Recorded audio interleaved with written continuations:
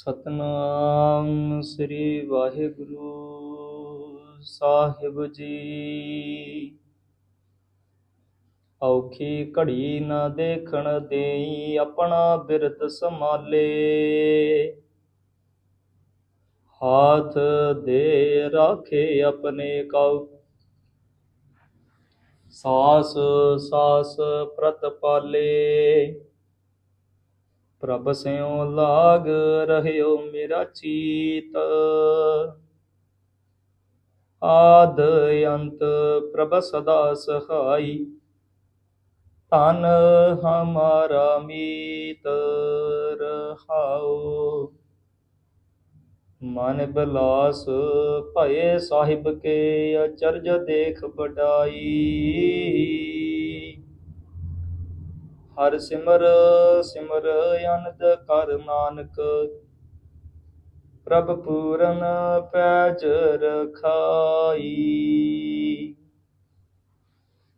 ਗੁਰੂ ਰੂਪ ਗੁਰੂ ਪਿਆਰੀ ਸਾਧ ਸੰਗਤ ਜੀਓ, ਆਪ ਵਡਭਾਗੇ ਹੋ, ਸਤ ਸੰਗਤ ਦੀਆਂ ਘੜੀਆਂ ਪ੍ਰਾਪਤ ਕਰ ਰਹੇ ਹੋ।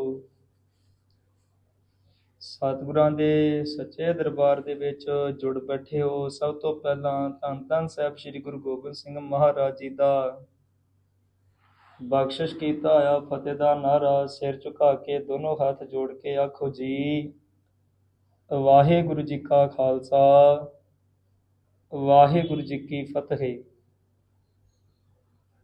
ਗੁਰੂ ਪਿਆਰੀ ਸਾਧ ਸੰਗਤ ਜੀਓ, ਸਤਿਗੁਰਾਂ ਦੀ ਮਹਾਨ ਕਿਰਪਾ ਹੋਈ ਆ। ਸ਼੍ਰੀ ਸੁਖਮਨੀ ਸਾਹਿਬ ਜੀ ਦੀ ਆਪ ਕਥਾ ਵਿਚਾਰ ਸਰਵਣ ਕਰ ਰਹੇ ਹੋ। 8ਵੀਂ ਅਸ਼ਟਪਦੀ ਦੀ 5ਵੀਂ ਪੌੜੀ ਆਪ ਜੀ ਨੇ ਸਰਵਣ ਕੀਤੀ ਆ। ਅੱਜ ਸਤਿਗੁਰ ਜੀ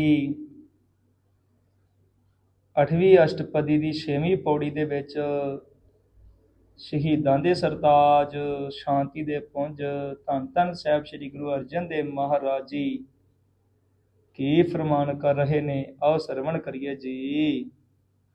ਬ੍ਰਹਮ ਗਿਆਨੀ ਬ੍ਰਹਮ ਕਾ ਬੇਤਾ। ਸਤਿਗੁਰੂ ਜੀ ਕਿਰਪਾ ਕਰਦੇ ਹਨ ਕਿ ਬ੍ਰਹਮ ਗਿਆਨੀ ਬ੍ਰਹਮ ਕਾ ਬੇਤਾ। ਬੇਤਾ ਦਾ ਅਰਥ ਹੈ ਜਾਣੂ। ਭਾਵੀ ਜੋ ਮਨੁੱਖ ਬ੍ਰਹਮ ਗਿਆਨੀ ਹੈ, ਪਰਮੇਸ਼ਰ ਕਾਲ ਪੁਰਖ ਦਾ ਨਾਮ ਜਪ ਜਪ ਕੇ ਬ੍ਰਹਮ ਗਿਆਨੀ ਹੋ ਗਿਆ। ਉਸ ਆਪਣੇ ਮਨ ਨੂੰ ਸਾਧ ਕੇ ਉਹ ਬ੍ਰਹਮ ਗਿਆਨੀ ਫਿਰ ਉਸ ਪਰਮੇਸ਼ਰ ਕਾਲ ਪੁਰਖ ਬ੍ਰਹਮ ਵਿਆਪਕ ਸਰੂਪ ਉਹ ਬੇਤਾ ਉਸ ਨੂੰ ਜਾਣ ਦਿੰਦਾ ਹੈ, ਵੀ ਜਾਣੂ ਹੁੰਦਾ ਹੈ। ਬ੍ਰਹਮ ਗਿਆਨੀ ਏਕ ਸੰਗ ਖੇਤਾ। ਬ੍ਰਹਮ ਗਿਆਨੀ ਇੱਕ ਵਾਹਿਗੁਰੂ ਪਰਮੇਸ਼ਰ ਅਕਾਲ ਪੁਰਖ ਦੇ ਸੰਗ ਵੀ ਉਸ ਨਾਲ ਹੀ ਪ੍ਰੇਮ ਕਰਦਾ ਹੈ। ਖੇਤਾ ਦਾ ਅਰਥ ਹੈ ਕਿ ਪ੍ਰੇਮ। ਬ੍ਰਹਮ ਗਿਆਨੀ ਕਾ ਹੋਏ ਅਚਿੰਤ। ਸਤਿਗੁਰੂ ਜੀ ਕਿਰਪਾ ਕਰਦੇ ਹਨ, ਇੱਥੇ ਅਚਿੰਤ ਦਾ ਅਰਥ ਹੈ ਅਚਿੰਤ ਦਾ, ਬੇਫਿਕਰ। ਸੋ ਬ੍ਰਹਮ ਗਿਆਨੀ ਇਹ ਜਿਹੜੇ ਦੁਨਿਆਵੀ ਪਦਾਰਥ ਨੇ, ਹੋਰ ਕੋਈ ਵੀ ਕਾਮ, ਕ੍ਰੋਧ, ਲੋਭ, ਮੋਹ, ਹੰਕਾਰ, ਦੁਨੀਆ ਦੀਆਂ ਐਸ਼ੋ ਆਰਾਮ, ਜਿਵੇਂ ਅਸੀਂ ਪਿੱਛੇ ਵੀ ਬ੍ਰਹਮ ਗਿਆਨੀ ਬਾਬਾ ਬੁੱਢਾ ਸਾਹਿਬ ਜੀ ਦੀ ਵੰਸ਼ ਦੇ ਵਿੱਚੋਂ ਬਾਬਾ ਰਾਮ ਕੌਰ ਜੀ ਦੀ ਸਾਖੀ ਸਰਵਣ ਕੀਤੀ ਸੀ। ਤੇ ਬੇਫਿਕਰ, ਚਿੰਤ ਦਾ ਅਰਥ ਵੀ ਬੇਫਿਕਰ, ਹਰ ਵਕਤ ਉਹ ਬੇਫਿਕਰ ਰਹਿੰਦੇ ਹਨ। ਜਿਵੇਂ ਸਾਰਾ ਹੀ ਸੂਬੇ ਦੇ ਸਿਪਾਹੀ ਆਏ, ਮਾਲ ਲੁੱਟ ਕੇ ਲੈ ਗਏ, ਪਰ ਉਹਨਾਂ ਨੂੰ ਕੋਈ ਫਿਕਰ ਨਹੀਂ। ਹੈਰਾਨ ਹੋਇਆ ਤੇ ਫਿਰ ਮੈਂ ਕਿਹਾ ਕਿ ਬਾਬਾ ਜੀ ਨੂੰ ਕੋਈ ਫਿਕਰ ਨਹੀਂ। ਬਾਜਾਂ ਦਾ ਇੱਕ ਉਹ ਅੱਡਾ ਸੀ ਜਿਹੜਾ ਕਹਿੰਦੇ ਉਹ ਵਾਪਸ ਮੋੜ ਦੋ, ਇਹੋ ਦੇਖਿਆ ਸੀ। ਇਸ ਕਰਕੇ ਸਤਿਗੁਰੂ ਇੱਥੇ ਕਿਰਪਾ ਕਰਦੇ ਬ੍ਰਹਮ ਗਿਆਨੀ ਕਾ ਹੋਇਆ ਅਚਿੰਤ। ਕਿ ਬ੍ਰਹਮ ਗਿਆਨੀ ਸਦਾ ਹੀ ਅਚਿੰਤ ਹੈ, ਬੇਫਿਕਰ ਹੈ। ਬ੍ਰਹਮ ਗਿਆਨੀ ਕਾ ਨਿਰਮਲ ਮੰਤ।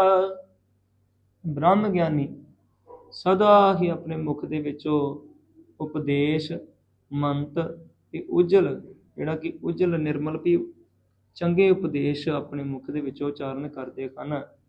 ਬ੍ਰਹਮ ਗਿਆਨੀ ਜਿਸ ਕਰੇ ਪ੍ਰਭ ਆਪ।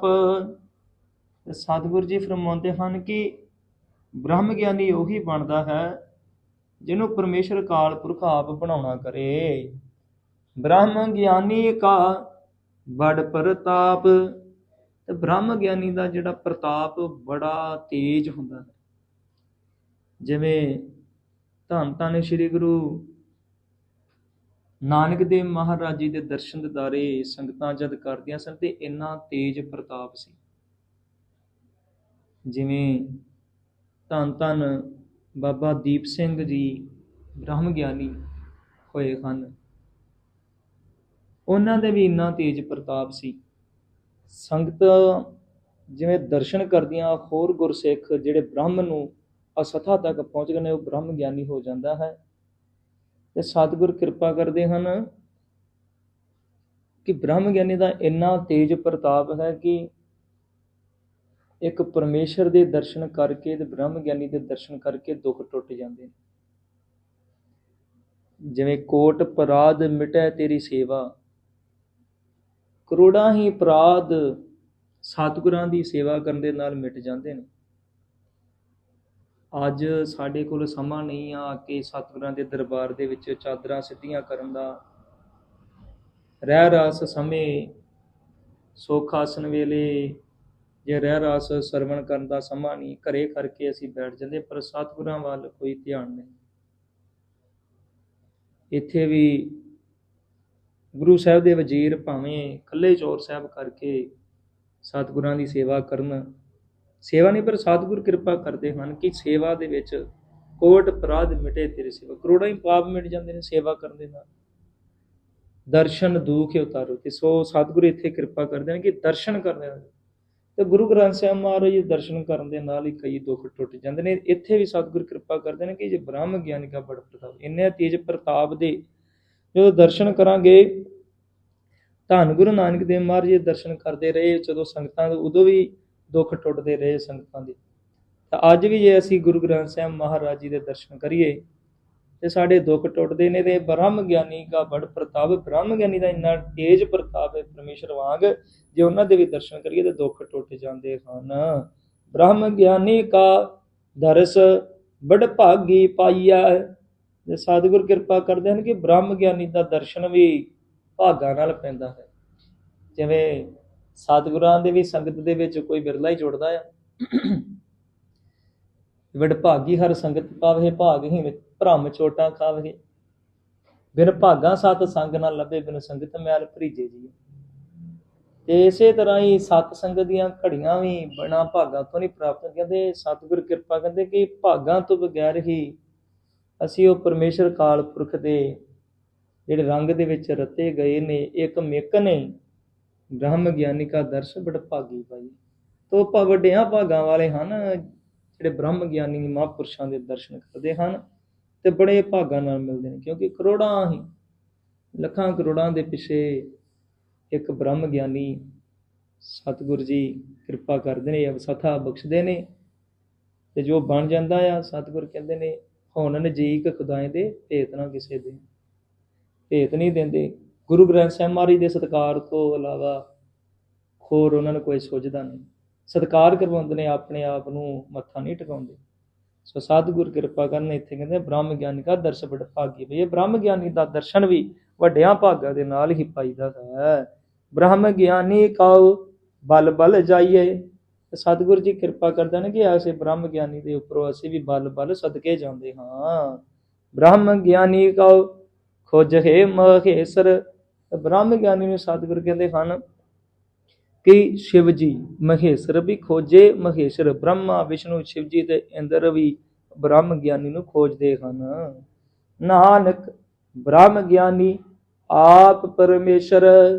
ਤੇ ਸਤਿਗੁਰ ਜੀ ਕਿਰਪਾ ਕਰਦੇ ਹਨ ਕਿ ਬ੍ਰਹਮ ਗਿਆਨੀ ਤੇ ਆਪ ਉਸ ਪਰਮੇਸ਼ਰ ਕਾਲ ਪੁਰਖ ਦੇ ਵਿੱਚ ਇੱਕ ਮਿਕ ਹੋ ਕੇ ਆਪ ਪਰਮੇਸ਼ਰ ਆ। ਸਤਿਗੁਰ ਕਿਰਪਾ ਕਰਦੇ ਹਨ ਜਿਨ੍ਹਾਂ ਨਾ ਵਿਸਰੇ ਨਾਮ ਸੇ ਕਨੇਹਿਆ, ਭੇਦ ਨਾ ਜਾਣੋ ਮੂਲ ਸਾਈਂ ਜਿਹੇ।